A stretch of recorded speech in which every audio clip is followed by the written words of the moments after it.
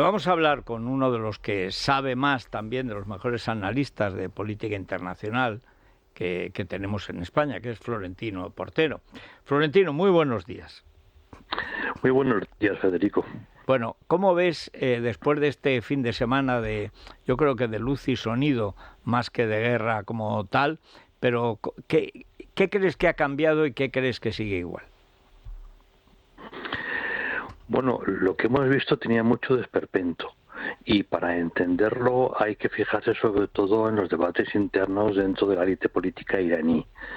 Para Irán es evidente que tiene un precio el intervenir en Irak, en Yemen, en Siria, en Líbano, en Israel, incluso en Argentina. Y por lo tanto esa élite entiende que de vez en cuando pues paga un precio y el precio puede ser, como ha ocurrido en Damasco y antes como ha ocurrido en Beirut, que parte de sus dirigentes de la Guardia Revolucionaria o de grupos vinculados como Hezbollah pues sean liquidados. Sin embargo, lo ocurrido en Damasco fue particularmente doloroso y sobre todo humillante para la Guardia Revolucionaria. Recordemos que la Guardia Revolucionaria es la guardia pretoriana del régimen. En Irán hay fuerzas armadas normales y además hay unidades que son especiales que su función es proteger al régimen, no proteger al Estado. Las y se SS, denomina vamos. Guardia Revolucionaria. Exactamente, o la Guardia Pretoriana de los días de Roma. Bien, la Guardia Pretoriana, como ocurrió en Roma, ha ido ganando poder paulatinamente a costa de los ayatolás y a costa de los dirigentes políticos. Ellos exigían una respuesta, una venganza que salvara su dignidad. Pero al mismo tiempo los dirigentes del régimen decían, cuidado, que una respuesta importante puede llevarnos a una guerra. Y los iraníes no buscan una guerra, buscan un desgaste paulatino de Israel, de Estados Unidos en la región y sobre todo el aislamiento de los saudíes, de los emiratíes, de los egipcios, que son sus enemigos, con los que ellos mantienen el pulso por saber quién gana, quién va a mandar en el entorno islámico y sobre todo en esa región que es Oriente Medio. Al final se llegó a una posición intermedia y es algo que formalmente sea muy importante, pues entre aviones no tripulados y misiles más de 300 artefactos, que es mucho, y enviados en gran medida desde el territorio de Irán, lo cual es muy simbólico, pero que al mismo tiempo hubiera la garantía de que no todos iban a llegar porque se lanzaba de tal manera que en parte pudieran ser detectados. Bueno, al final el resultado es básicamente ridículo, porque para vengar a estos dirigentes finalmente han logrado herir a una niña de 7 años que además no es judía, es beduina. O sea, el resultado es patético. Y muy contentos no pueden estar. De ahí que hayan tenido que montar toda una operación de comunicación diciendo que esos artefactos, entre aviones no tripulados y cohetes, han alcanzado los objetivos previstos y han destruido no sé cuántos carteles y centros de mando y control israelí, lo cual es absolutamente falso. Bueno, esos son equilibrios dentro del poder iraní, pero que es evidente que es un ataque desde el territorio iraní y eso pues es un punto de no retorno, ¿no? Es un hecho que conviene tener muy en cuenta. Ahora a Netanyahu se le abre una oportunidad estupenda diplomática. Le piden contención porque hay mucho miedo a una guerra generalizada que empezaría fundamentalmente en el Líbano y entonces bueno, pues Netanyahu a cambio puede pedir o que bien disminuya la presión contra Israel por el teatro de Gaza o bien ayuda de otro tipo. Ya veremos poco a poco. Ahora hay una reunión del G7 y esa reunión será importante. O sea que aquí la clave es que en el fondo, no digo todos ganan, porque Irán va perdiendo, pero es que ha abarcado tanto, efectivamente, ha creado tantos frentes de lucha que o estás dispuesto a ir a la guerra total o fatalmente, pues sobre todo si hay un país serio militarmente como Israel, de vez en cuando pasa esta cuestión. Mi impresión es que Israel le viene bien esto para Gaza, ¿no? En mi opinión, a Israel esta operación le ha venido bien, tanto por haber liquidado a un grupo de dirigentes muy importantes de la Guardia Revolucionaria en Siria y en Líbano, como porque la respuesta iraní ha sido un punto ridícula. Ahora, en el medio plazo, yo no diría que Irán está perdiendo, porque la retirada de Estados Unidos de la región y la política un tanto errática, tanto de Estados Unidos como no digamos de Europa, sencillamente lo que hace es aislar a Israel, aislar a los países árabes con los que podemos entendernos, el triángulo Arabia Saudí, Emiratos, Egipto, y en ese sentido fortalece a un Irán que tiene el respaldo de China. Hay una cuestión de fondo, bueno, y el eje del mal, Moscú, Pekín, Teherán, sigue siendo el mismo, con la ayuda de la Narcomintern, o sea, de Venezuela, de los Kirchner, el grupo de Puebla, Petro, Bolivia, Cuba, Nicaragua, México de vez en cuando, faltaría más, etcétera. Pero, ¿y Marruecos? Porque Marruecos era uno de los países, junto con Jordania, que más había adelantado, digamos, el reconocimiento pleno de Israel. Y siempre se dijo, al principio, que la masacre de Hamás fue precisamente una provocación para impedir ese desarrollo que ya antes Egipto, pero en este caso abiertamente Marruecos y Jordania, podían tener, ¿no? Vamos a ver, Marruecos es un estado formalmente árabe, en realidad es básicamente un estado bereber, que nunca formó parte del califato turco.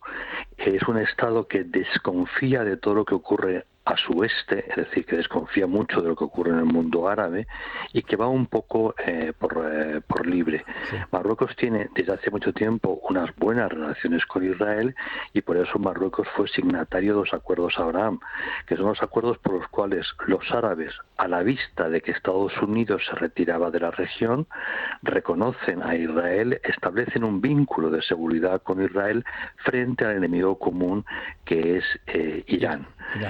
Marruecos no ha denunciado ni mucho menos los acuerdos Abraham, es decir, Marruecos como Arabia Saudí, como Jordania, lo que querían es que Israel acabara con Hamás en una semana. Evidentemente lo que no quieren es el sufrimiento de la población qatari, pero son todos profundamente antihermanos musulmanes, porque recordemos, Hamás es la variante palestina de hermanos musulmanes. El gobierno de Egipto es un gobierno militar tras un golpe de Estado contra los hermanos musulmanes. Arabia Saudí, si por ellos fuera, fumigarían a los hermanos musulmanes. Y aquí tienen todos muy claro que el enemigo no es Israel, que el enemigo es Hamás, pero que Hamás ya cuida el convertir a los gazatíes en escudos humanos y de esta manera crea una situación compleja donde la calle árabe siente simpatía, se siente empatía, evidentemente, con sus hermanos gazatíes.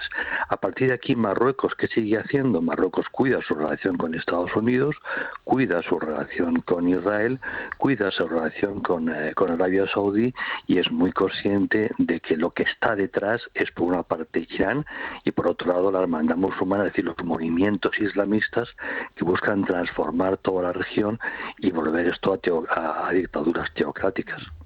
Bueno, la verdad es que tiene razón que en el fondo sigue ganando el Islam más radical, además en este caso chiita, porque Estados Unidos se va retirando. ¿Tú cómo ves es que, claro, es difícil saber. Yo digo que estamos entre un señor que ha perdido la memoria y otro que ha perdido la cabeza en Estados Unidos.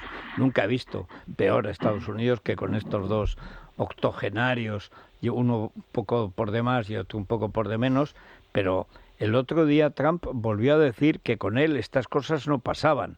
Bueno, con él pasaban estas y otras cosas. Anda que no han pasado cosas en el mundo.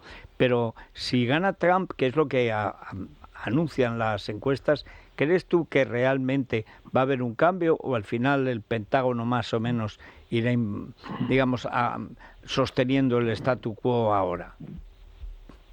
Bueno, son dos preguntas y trato de responderlas brevemente. En la primera, que es lo que tiene que ver con Israel, lo que ha repetido Trump, y tenía razón, es que con él no hubiera ocurrido porque claramente desde el principio hubiera apuntado contra Irán.